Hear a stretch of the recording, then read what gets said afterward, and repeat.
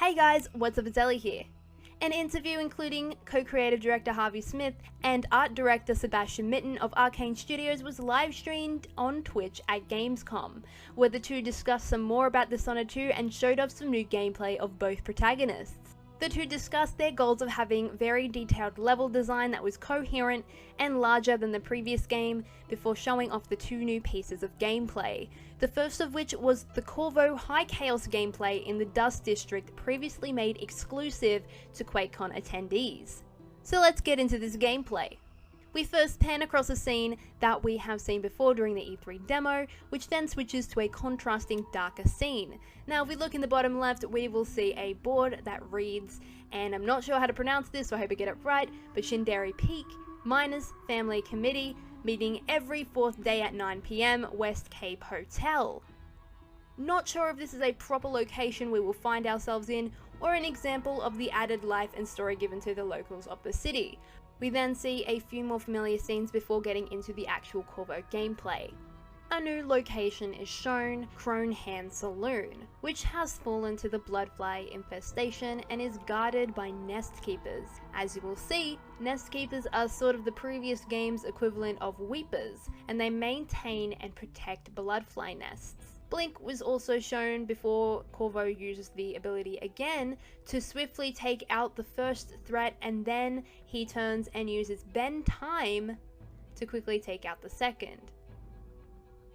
But the second keeper upon death then explodes and turns into a swarm of bloodflies.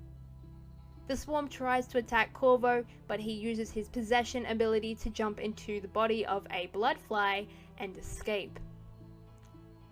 Corvo then moves on to his initial target, Paolo. He scopes out the scene with his mask optics and then blinks up to a higher vantage point. Before using Bend Time, he uses his crossbow to fire sleeping darts and then an incendiary bolt to create a deadly ruckus at those surrounding Paolo. Paolo rises and the two duel. However, when Paolo falls over, appearing to be dead, he explodes into a swarm of rats and tries to escape. So obviously Paolo is not your average gang leader. Corvo follows him, corners him, and actually uses a force push ability to knock him backwards, and a pane of glass shatters on impact. Now I'm just going to stop the gameplay here for a second and compare it to what articles wrote when this gameplay was first shown at QuakeCon.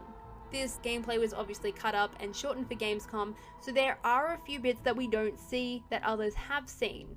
If you want my full dialogue on what happens in the gameplay, I do have a video out outlining everything seen in the original demo if you want to check that out.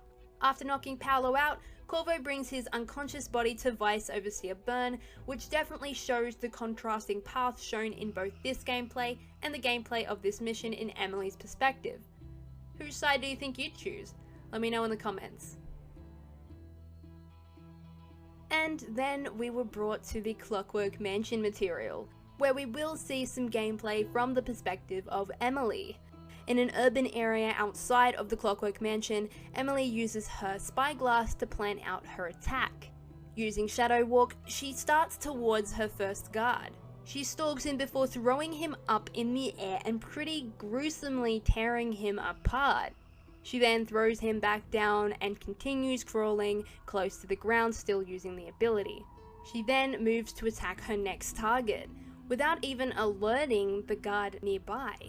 After taking out that guard, Emily shifts out of Shadow Walk and uses the domino effect to connect the remaining 3 guards, and in one attack beheads all 3. Returning to the inside of the Clockwork Mansion, which is unrendered and is actually shown for the first time in the engine of the actual game, Emily uses her Far Reach ability to move onto a ceiling light. She then moves to attack a clockwork soldier from the side, removing its head. However, this doesn't actually kill the machine.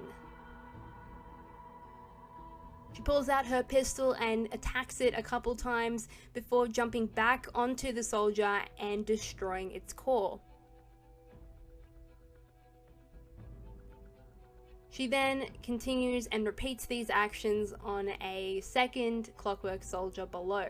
So essentially we see that it takes 2 official blows to take out a Clockwork Soldier, first to remove its head, and then when the head is removed to attack its core and essentially shut it down. This definitely makes it a little bit more challenging, and I am really looking forward to take on some Clockwork Soldiers.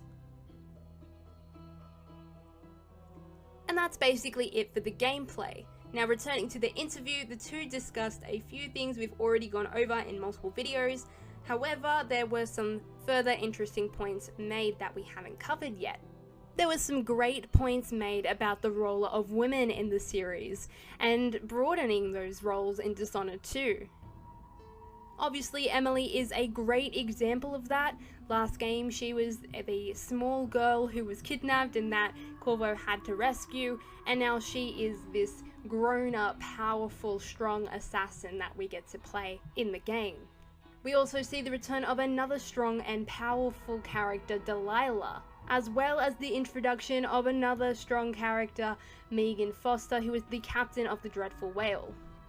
Another interesting discussion in the interview was about the added possibilities for the endings. Harvey explained the broadened chaos system as well as a new system of morality, where specific characters have set morality levels. A guard, for example, could have a sympathetic level, a guilty level, or a murderous level. These levels will be distinguishable by the player with the use of the heart, which gives more meaning and usefulness to the heart's mechanic than in the first game. Harvey also confirmed bone charms and weapon modding.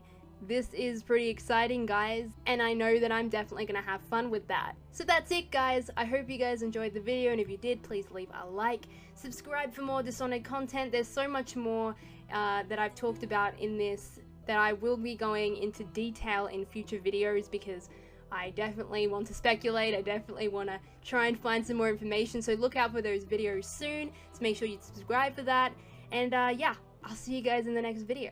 Bye!